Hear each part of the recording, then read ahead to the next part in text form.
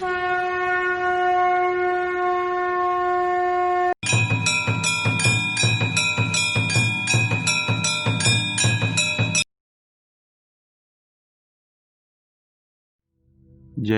श्री कृष्णा। मेरे प्रिय दर्शकों, कैसे हैं आप सभी। मेरा नाम है ज्योतिषाचार्य दीपक शास्त्री और आप सभी देख रहे हैं माँ जगदम्बा ज्योतिष ज्ञान यूट्यूब चैनल। सर्वप्रथम आप सभी से यही अनुरोध है कि यदि आप ज्योतिष शास्त्र का भरपूर ज्ञान और आनंद दोनों प्राप्त करना चाहते हैं तो आप अवश्य ही इस पाठ का श्रवण टैंडी में कीजिए। इस आधुनिक तकनीक के माध्यम से ज्योतिष शास्त्र का ज्ञान आपको दशों दिशाओं से प्राप्त होगा। हमने अपने कई सारे प्रिय छात्रों और कई सारे प्रिय दर्शकों के विशेष अनुरोध में ज्योतिष शास्त्र को टैंडी में प्रस्तुत करने के लिए खूब प्रयास और मेहनत की है। इसको व्यर्थ न जाने दें और इस पाठ का श्रवण टैंडी में ही करें। ऐसा करना बहुत सरल है। आपको बस अपने हेडफोन्स या ईयरफोन्स लगा लेने हैं और अपने नेत्रों को बंद कर लेना है और हमारे साथ साथ मिलकर ज्योतिष शास्त्र की अनंत गहराइयों तक चलते जाना है। जी हाँ, टैंडी में इसका श्रवण करने से आपका मन एकाग्र रहेगा और आप ज्योतिष शास्त्र के कठिन से कठिन विषयों को सरलता से सीखने में समर्थ हो जाएंगे। तो आइए आज का यह वीडियो प्रारंभ करते हैं। अपने प्रिय दर्शकों और प्रिय छात्रों के अनुरोध से हम बहुचर्चित काल सर्प योग के विषय में चर्चा और चिंतन कर रहे हैं। काल सर्प योग कुंडली में बनने वाला एक अशुभ योग है। जातक को जीवन में किन कठिनाइयों और समस्याओं का सामना होता है वही सब हम आपको बता रहे हैं। हम इस वीडियो में आपको जो भी बताएंगे वह हमारा स्वयं का अनुभव है, हमारे गुरु और आचार्यों से प्राप्त ज्ञान है। हमने कई सारी काल सर्प योग वाले जातकों की कुंडलियों का अध्ययन करके और उनके जीवन पर साक्षात मिल रहे फलों का भी चिंतन करके काल सर्प योग के विषय में जो भी ज्ञान प्राप्त किया है वह सभी हम आपके साथ बांट रहे हैं। इसलिए आप भी ज्ञान को बांटने में देरी मत कीजिए और इस वीडियो को लाइक कर दीजिए और अधिक से अधिक मित्रों के साथ शेयर भी कीजिए, क्योंकि ज्ञान बांटने से ही बढ़ता है। अभी तक हमने काल सर्प योग के विषय में 5 वीडियोस बनाए हैं जिनमें हमने बहुत सी महत्वपूर्ण बातें बताई हैं। हमारा आपसे यही अनुरोध है कि आप उन वीडियोस को भी अवश्य ही देख लीजिए, क्योंकि बिना उन्हें देखे आज का यह वीडियो समझना आपके लिए कुछ कठिन हो सकता है। लेकिन फिर भी हम पूरा प्रयत्न करेंगे कि आपके लिए इसे समझना सरल हो। आज हम बात करने जा रहे हैं पद्म काल सर्प योग के विषय में।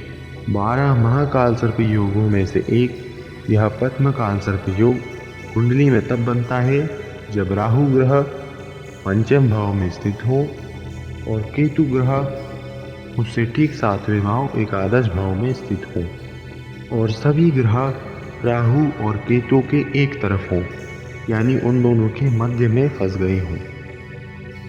और यह काल सर्प योग भी 2 प्रकार का हो सकता है, उदित अथवा अनुदित। उदित में सभी ग्रह राहु की वक्र गति से प्रभावित होते हैं, अनुदित में वह ग्रह राहु की वक्र गति से प्रभावित नहीं होते हैं। उदित काल सर्प योग अधिक कष्टकारी होता हुआ देखा गया है। तो हम आज उदित काल सर्प योग के बारे में ही विशेष चिंतन करने जा रहे हैं। पंचम भाव में स्थित होकर राहु ग्रह पंचम भाव के सभी फलों पर अपना अधिकार जमाएंगे और सभी फलों में अपनी दुष्टता, धूर्तता और कपटता का सम्मिश्रण करेंगे। तो आज हम जानेंगे कि पंचम भाव में 12 राशियों के स्थित होने पर कौन सी राशि में बनने वाले काल सर्प योग में किस प्रकार का फल जातक के जीवन में देखा गया है। तो सर्वप्रथम बात कर लेते हैं मेष राशि के विषय में। यदि पंचम भाव में मेष राशि स्थित हो और राहु ग्रह स्थित होकर वहां पर काल सर्प योग की स्थिति बना रहे हों, तब जातक के जीवन में किस प्रकार का फल देखा जाता है। और साथ ही यह भी जान लीजिए कि यदि पंचम भाव में वृश्चिक राशि स्थित हो और काल सर्प योग बन रहा हो। क्योंकि दोनों राशियों के स्वामी मंगल हैं, इसलिए दोनों में अत्यधिक समानता देखी गई है। लेकिन दोनों राशियों का अपना स्वभाव है, एक राशि चर है तो एक राशि स्थिर है, इसलिए कुछ फलों में भेद हो सकता है, अत्यधिक नहीं, कुछ भेद होना संभव है। तो ऐसे जातकों की उच्च स्तरीय शिक्षा में रुकावट पड़ सकती है। संतान होने में भी देरी हो सकती है और यह भी हो सकता है कि उसकी संतान सदा ही अस्वस्थ रहे। राहु ग्रह पंचम में बैठकर पंचम भाव से मिलने वाली सभी फलों पर अपना पूर्ण प्रभाव रखेंगे, इसलिए पंचम भाव से देखी जाने वाली सभी फलों पर राहु की कुदृष्टि रहेगी। ऐसे जातकों की संतानें बुढ़ापे में उनसे दूर चले जाती हैं और यह भी हो सकता है कि इनको अपना बुढ़ापा ओल्ड एज होम में बिताना पड़े।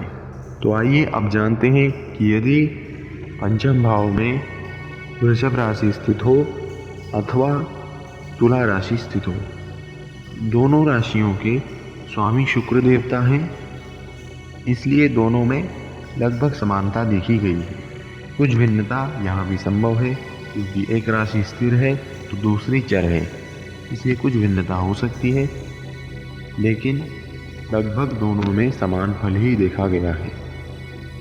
ऐसे जातकों को जीवन में किन किन परेशानियों का सामना करना पड़ता है, आइए जानते हैं। ऐसे जातकों का धन गुप्त शत्रुओं द्वारा नष्ट कर दिया जाता है। गुप्त रोगों से भी जातक को पीड़ा झेलनी पड़ सकती है। ऐसे जातकों की पत्नी का चरित्र संदिग्ध होता है और उसका पर पुरुषों के साथ संबंध भी हो सकता है। तो आइए अब जानते हैं कि यदि पंचम भाव में बुध ग्रह की मिथुन राशि अथवा कन्या राशि स्थित हो और काल सर्प योग की स्थिति बन रही हो, तब जातक के जीवन में किस प्रकार का प्रभाव रहता है। दोनों स्थितियों में दोनों ही राशियां द्विस्वभाव हैं, लेकिन मिथुन राशि में राहु ग्रह उच्च के हुआ करते हैं, इसलिए मिथुन राशि के वहाँ रहने पर राहु ग्रह और भी अधिक शक्तिशाली और अधिक प्रभावशाली होते हैं। अब ऐसे जातक को जुए, सट्टे व लॉटरी इन तीनों से हानि उठानी पड़ सकती है। कई बार तो यह भी हुआ कि जातक को जेल की भी सजा काटनी पड़ी। ऐसे जातक के हाथ में चोट लगने अथवा संतान पक्ष से कष्ट प्राप्त होने की पूरी संभावनाएं रहती हैं। तो आइए अब जानते हैं कि यदि नवम भाव में कर्क राशि स्थित हो और काल सर्प योग की स्थिति बन रही हो, तब आखिर ऐसे जातक के जीवन में कौन सी परेशानियां और कौन सी कठिनाइयां होती हैं। तो आपको बता दें कि ऐसे जातकों को संतान पक्ष से रुकावटें मिल सकती हैं, संतान में देरी हो सकती है, परिवार में इनका सम्मान कम हो सकता है और लाभ प्राप्ति में निरंतर रुकावट हो सकती है। चिंता और कष्ट के कारण ऐसे जातकों का जीवन संघर्षमय बना रहता है। तो आइए अब जानते हैं कि यदि पंचम भाव में सिंह राशि स्थित हो और काल सर्प योग की स्थिति बन रही हो, तब जातक को किस प्रकार का प्रभाव मिलता है, किस प्रकार के कष्ट, किस प्रकार की कठिनाइयां उसे झेलनी पड़ती हैं। काल पुरुष की कुंडली में पंचम भाव में सिंह राशि ही हुआ करती है। ऐसे जातक जिस काम में हाथ डालते हैं उसी काम में उसे असफलता हाथ लगती है और उनका अपने सहयोगियों के साथ विवाद भी हो जाया करता है। अपनी आशा के बल पर ही यह जातक जीवित रहता है।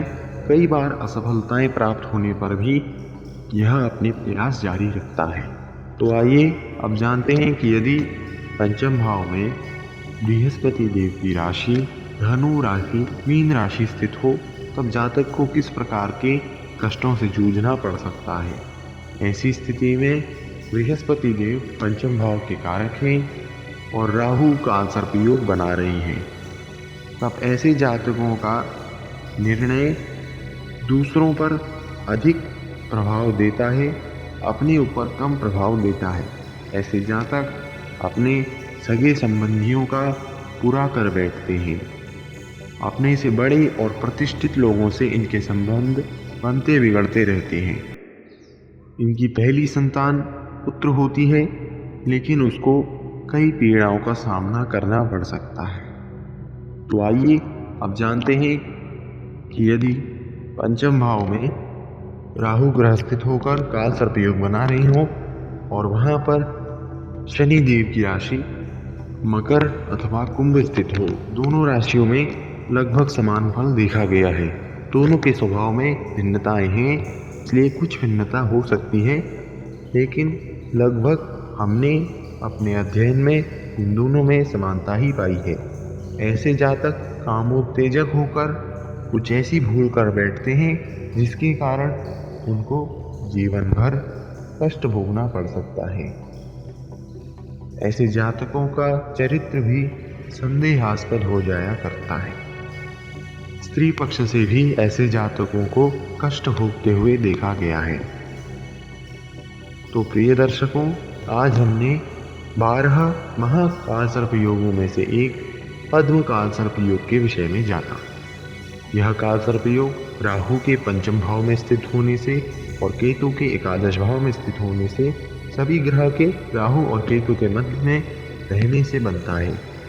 इस काल सर्प योग में कौन सी राशि के पंचम भाव में स्थित होने पर किस प्रकार की कठिनाइयों और कष्टों का जातक को जीवन में सामना करना पड़ सकता है, हमने आज विस्तार से जाना।